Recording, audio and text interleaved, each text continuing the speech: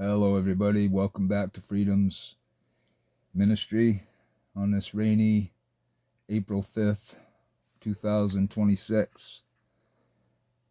Reading from the Life Recovery Bible, just an introduction to the book of Revelation. Revelation. From beginning to end, the book of Revelation is about struggle. In its opening chapters are John's 7 dictated letters from the resurrected church to 7 churches. Each church had its own struggles, but some had deeper problems than others. In each letter, Jesus urged his people to cling to him and do what they knew to be right.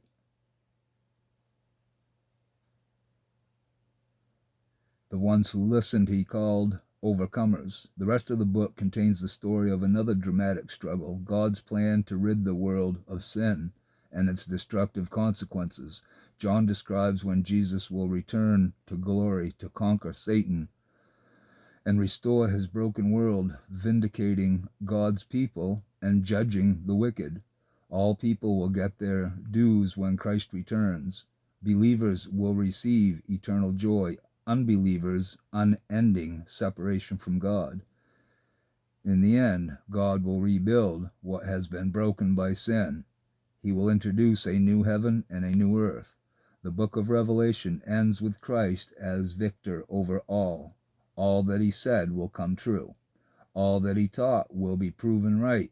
All who followed him will be vindicated, and all who rejected him will be judged. God will have his way. He wants nothing more than to have us stand beside him as victors. We face struggles in recovery. God knows that. Through this book, he urges us to not give up, but to believe in him and to overcome. As he renews our broken world, he will make our broken life new and perfect as well. The bottom line, purpose, to give hope to believers and warn them not to compromise their loyalty to God. Author, the Apostle John. Audience, 7 churches in Asia Minor.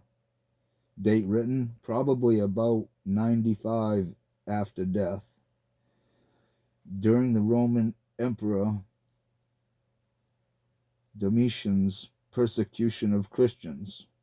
Setting, John, who was in exile on the island of Patmos, wrote to the 7 churches to urge them to devote themselves to Christ. Key verse, look here, I stand at the door and knock. If you hear me calling and open the door, I will come in, and we will share a meal as friends. Revelation 3:20. Key places, Patmos, 7 cities in Asia Minor, Babylon, and the New Jerusalem. Key people, John, the risen Christ, and members of the churches of Asia Minor. Recovery themes. God is overall. God is sovereign. He is greater than any other person in the universe, including our dependency. Nothing can compare to him. When we look at the abuse we may have suffered as children, or at the pain we have caused others, we may feel powerless to change things or make amends. But John wrote this book to assure us that though evil may seem to win today's battles, God is all-powerful and will assert his power for his people. Ultimately, all things will be made new in Christ.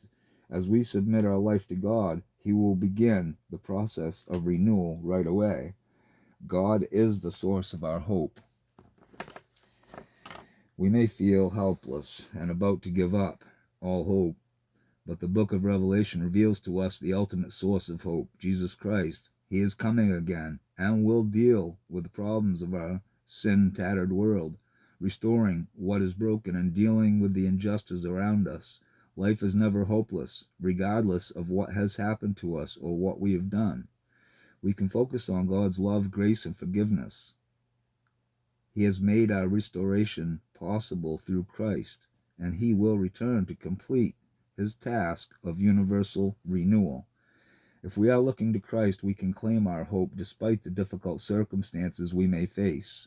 The pain of consequences, something in every one of us cries out for justice. When evil and injustice prosper, we may become angry and think that people ultimately get away with their selfish and wicked deeds. But in reality, God will judge all wicked actions. Those who openly defy him will face awful consequences in the end. Those who turn to him for forgiveness need not fear the future day of judgment. Judgment is an awful thing, but the pain of sin's consequences can motivate us to turn our life over to God and obediently follow his plan. This is the plan right here in this book, cover to cover.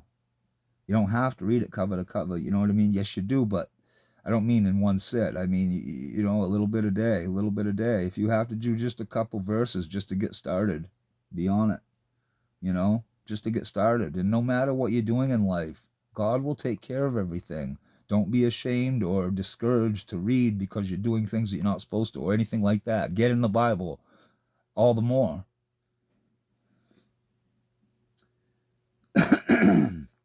Justice belongs to God. Being in recovery does not release us from our sense of justice. As we deal with the wrongs we have done, we may feel that others are not dealing with theirs and that we have legitimate grudges to harbor. While these feelings are natural, they are not godly and endanger our recovery. The book of Revelation makes it clear that justice belongs to God. He alone has the right to avenge the wrongs of others. What's more, he alone has the power to change their lives. Anger and bitterness make recovery more difficult than it already is. Part of giving our life and our will over to God is releasing the bitterness we feel toward others. That's the end of this reading. Thanks for listening, and God bless you and your families. Keep coming back.